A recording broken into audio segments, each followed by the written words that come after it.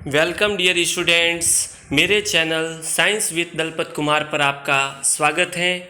आज के इस वीडियो में हम बात करने जा रहे हैं 10वीं बोर्ड परीक्षा जो 2024 में होने वाली है, उसमें विज्ञान विषय के पाठ्यक्रम में जो बदलाव हुआ है, यानी इसके सिलेबस में जो परिवर्तन हुआ है, उसके बारे में बात करेंगे। 10वीं बोर्ड परीक्षा 2024 इसके अंदर क्या हुआ है कि विज्ञान विषय के सिलेबस में कमी हुई है। कितने परसेंट कमी? 30%, यानी कि आपके सिलेबस को 30% कम कर दिया गया है। ठीक है, पहले आप पूरी किताब पढ़ते थे विज्ञान की, अब इस विज्ञान की किताब में से 3 पार्ट तो आपके पूरे हटाए गए हैं और कुछ पार्टों के आपके टॉपिक है वो हटाए गए हैं।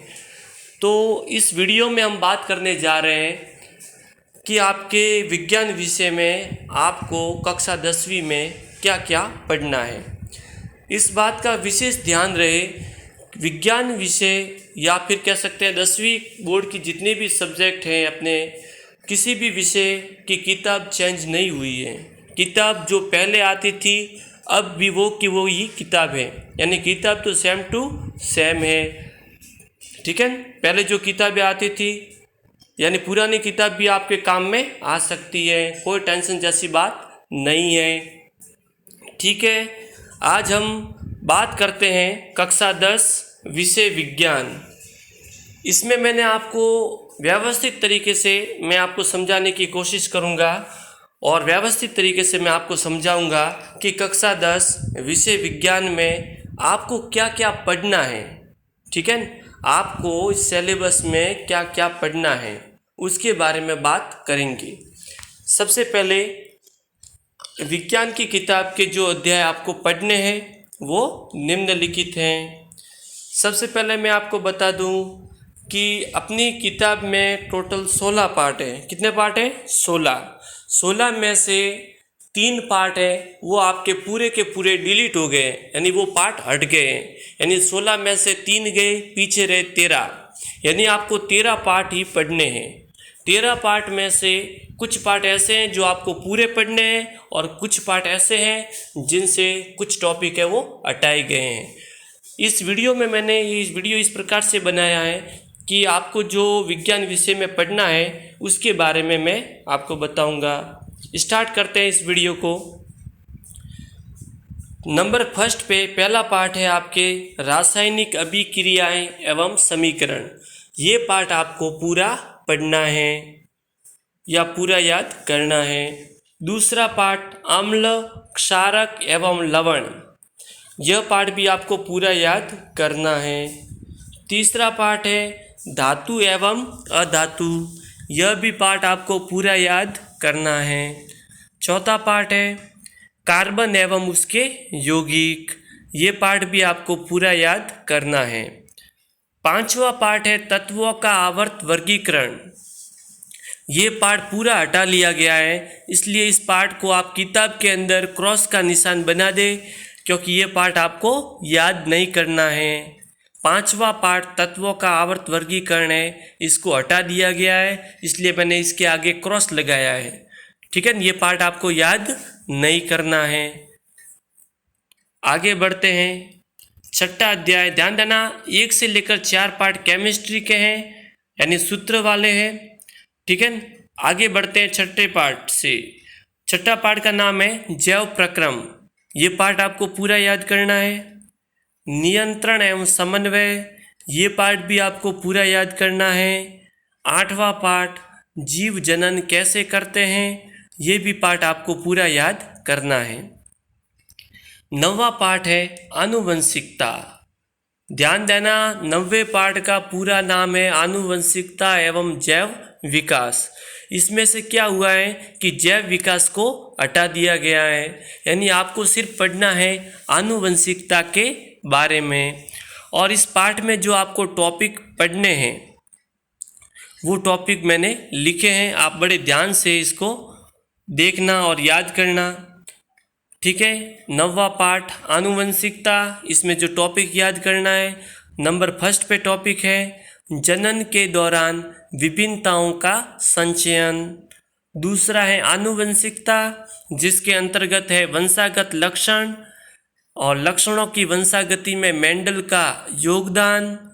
यह लक्षण अपने आप को किस प्रकार व्यक्त करते हैं, इसमें एक संकर संकरण और द्विसंकर संकरण है।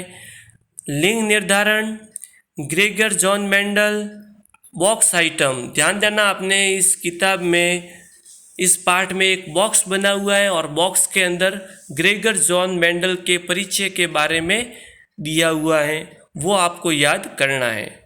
इस वीडियो में मैंने आपको ये बताया है आपको कि आपको क्या क्या याद करना है, ठीक है। जो टॉपिक हटाए गए हैं वो मैंने इस वीडियो में नहीं लिखे हैं, यानी आपको जो टॉपिक याद करने हैं इस बार बोर्ड एग्जाम के लिए, वो आपके में टॉपिक आपको मैं बता रहा हूँ, ठीक है। 6, 7, 8 और 9 ये पार्ट बायोलॉजी के हैं, इसमें सबसे ज़्यादा चित्र आते हैं, ठीक है, और जीव विज्ञान के बारे में है। आगे बढ़ते हैं। 10वां पार्ट है प्रकाश, परावर्तन तथा अपवर्तन। ये पार्ट आपको पूरा याद करना है, ठीक है। 10वां पार्ट प्रकाश, परावर्तन तथा अपवर्तन, ये पार्ट आपको पूरा याद करना है। 11वां पार्ट है मानव नेत्र तथा रंग बिरंगा संसार। ध्यान देना, इस पार्ट के जो टॉपिक आपको याद करने हैं वो लिखे हैं, बड़े ध्यान से समझना और याद करना। मानव नेत्र, समंजन क्षमता, दृष्टि दोष एवं उनका संशोधन, प्रिज्म से प्रकाश का अपवर्तन, कांच के प्रिज्म द्वारा श्वेत प्रकाश का विक्षेपण, वायुमंडलीय अपवर्तन, प्रकाश का प्रकीर्णन, टिंडल प्रभाव, स्वच्छ आकाश का रंग नीला क्यों होता है। और ज़रा सोचिए, यह है बॉक्स आइटम, पेज नंबर 212 पर दी हुई है। ध्यान देना, बॉक्स आइटम में से सवाल बहुत कम पूछते हैं, यानी बॉक्स आइटम में से सवाल आने की संभावना लगभग 1% होती है, फिर भी आपको ये याद करना है। आगे बढ़ते हैं। 12वां पार्ट है विद्युत। इसमें जो टॉपिक हटाए गए हैं वो टॉपिक मैंने नहीं लिखे हैं, और जो टॉपिक आपके इस बार पढ़ने हैं बोर्ड एग्जाम के लिए वो टॉपिक ही मैंने लिखे हैं। विद्युत पार्ट के आगे मैंने लिखा है जो टॉपिक आपको याद करने हैं। स्टार्ट करते हैं। नंबर फर्स्ट पे है विद्युत धारा और परिपथ, विद्युत विभव और विभवांतर, विद्युत परिपथ आरेख, ओम का नियम, वह कारक जिन पर चालक का प्रतिरोध निर्भर करता है, प्रतिरोधों के निकाय का प्रतिरोध। इसमें 2 सवाल हैं, श्रेणी क्रम में संयोजित प्रतिरोधक, पार्श्व क्रम में संयोजित प्रतिरोधक।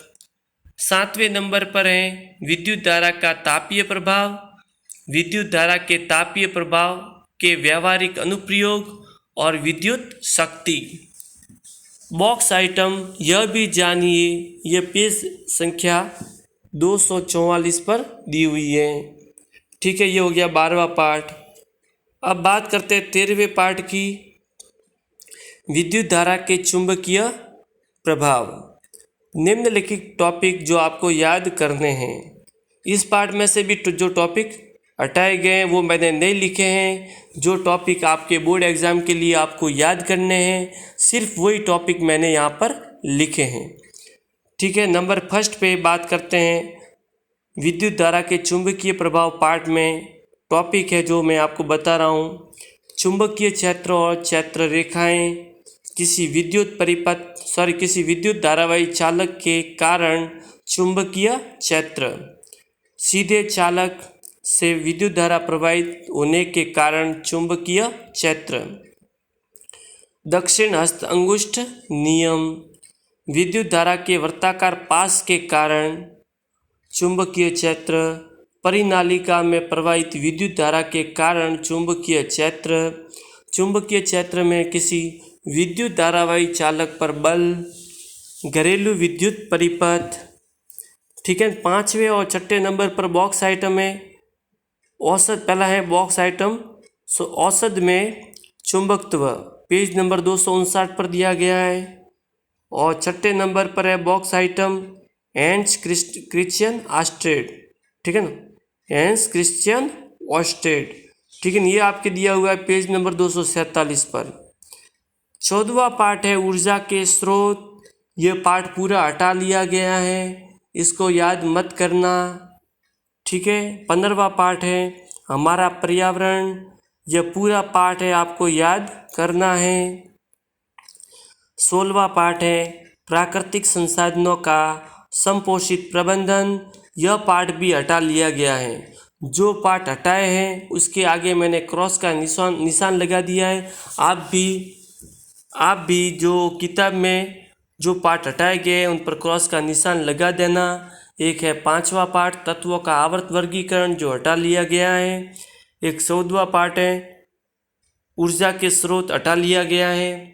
एक 16वां पार्ट है प्राकृतिक संसाधनों का संपोषित प्रबंधन, ये भी पार्ट हटा लिया गया है। ये 3 पार्ट आपको याद नहीं करने हैं।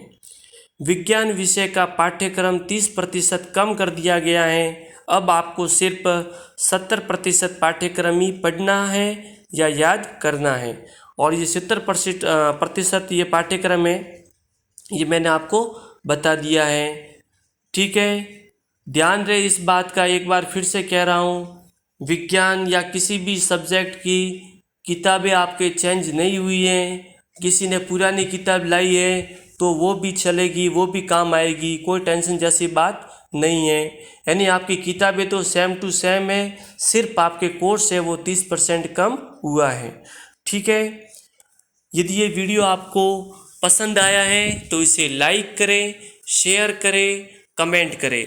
यदि आप हमारे चैनल पर नए हो तो हमारे चैनल को सब्सक्राइब करें। धन्यवाद।